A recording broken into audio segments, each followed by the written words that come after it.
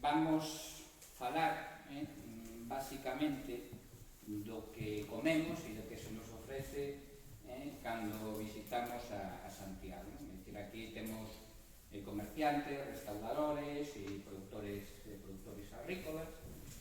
E vamos, despois direi un pouco máis, pero bueno, vamos a falar deso porque unha das principais conclusións dos interesantes resultados que obtuvimos deste proxecto é que cando se lle preguntaba en xeral a xente que nos visitaba, incluso antes de que nos visitara, creo que primeiro se lle viña á cabeza, que cando falábamos de Galicia ou de Santiago, tiña que ver co feito gastronómico. Depois, incluso máis especificamente, con comer ou beber, máis realmente unha porcentaxe, prácticamente o 50% tiña que ver co feito gastronómico, que evidentemente ten moitas derivadas, e por eso unha parte moi importante de que nos visita pensa en primeiro lugar na gastronomía, que non vamos a dicir en comer e en beber, porque son así un pouco máis, entón que significado pode ter eso, que importancia podería ter tamén a promoción e xogar co produto de cercanía, produto sea de producción orgánica ou non, con produto da agricultura familiar no seu caso, que implicacións podría ter desde un punto de vista evidentemente económico, pero hai implicacións sociais, hai implicacións ambientais, beneficios sociocomunitarios e beneficios ambientais. Foi que a xente que por primeira vez nos visita consume polvo e arroz con lumbrigante.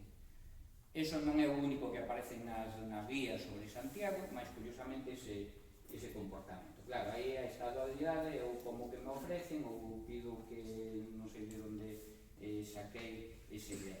E outro feito tamén que a nos parece moi interesante é que se nos visitan máis unha vez ao ano, dúas ou tres, o modelo de consumo muda radicalmente. É dicir, deixan de, digamos, según o que contestaron, ter preferencia por ese tipo de pratos ou de consumo e parecense, digamos, máis ao noso consumo noso.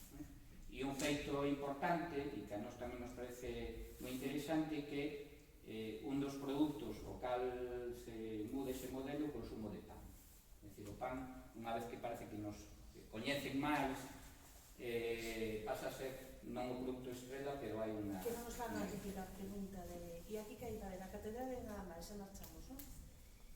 O que queremos é involucraros dentro da vida da nosa cidade, non? Algo que sempre recomendamos moitísimo que visiten a nosa praza de Bastos, que se escapa todavía dese modelo turístico de visitar as prazas típicas de Barcelona ou de Madrid, que todavía os martes, os xoves e os venres e os sábados coinciden esa xente da súa aldea, das súas leitugas, os seus queríamos queixos. era apostar polo produto galego, polo produto fresco e polo produto de temporada. Eso creo que tiramos os produtos máis demandados, máis consumidos da xente que nos visita en Compostela é o pan, os queixos e a tarta de Santiago.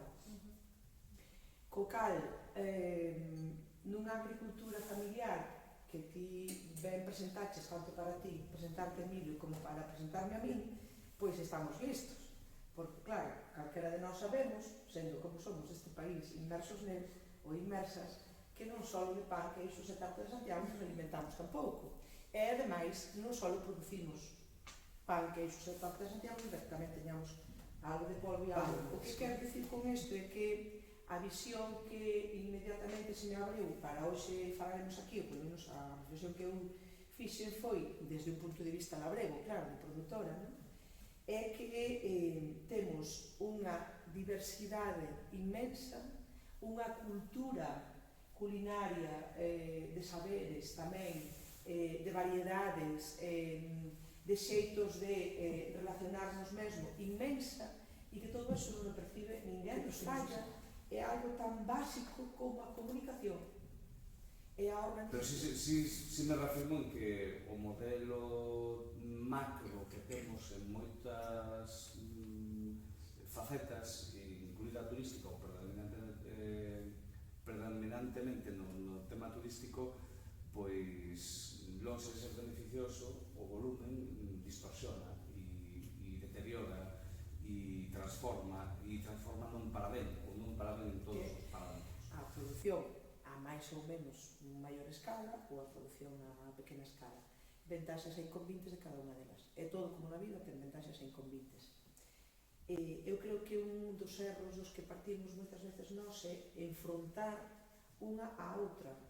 Eu creo que nós estamos nun país e cunhas persoas que se queremos comunicarnos hai volumes de produción para efectivamente poder abastecer un proxecto como o teu ou un proxecto, bueno, pois a mellor como o vosso igual, necesitades menos.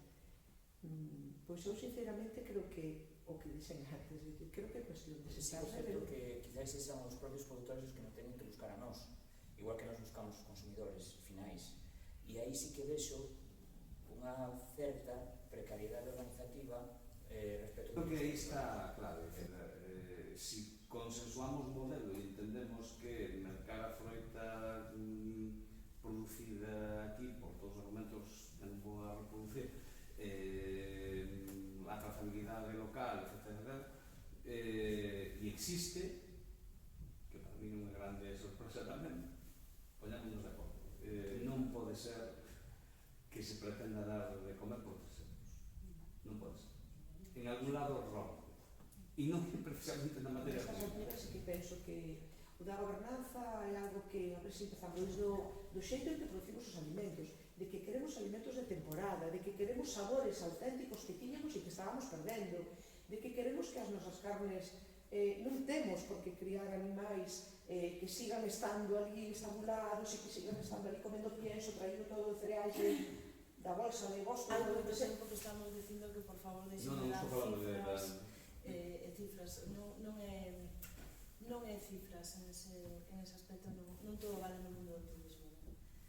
O sea, que veña quen vai a respetarnos, que vai a respetar a cidade, quen vai a valorar a vida, a nosa vida, turistas que estén 2, 3, 4 días, que aprecien moitísimo todo o que temos, a catedral, a cidade, a xente, o noso produto, pero o turismo a granel, dende logo, non nos gusta. É que se queremos que todos, é que é unha filosofía, se queremos que todos vivan ben, aí tens que vivir non só o que me trae o tomate, sino o que está transformando ese tomate. E son 15 familias, por lo menos no meu caso. E aí está, non é o tomate solo. Aí tens que cobrar todo para que todos estén ben tratados e teñan as 40 horas que sexan reales, porque teñen que ser reales, porque senón estamos explotando. E se estou explotando a alguén, non vai dentro do meu proxecto. Porque non ten ningún sentido de que onde do Rianxo o estamos alimentando con peixe de Tailandia, non? Ou con froita de Chile.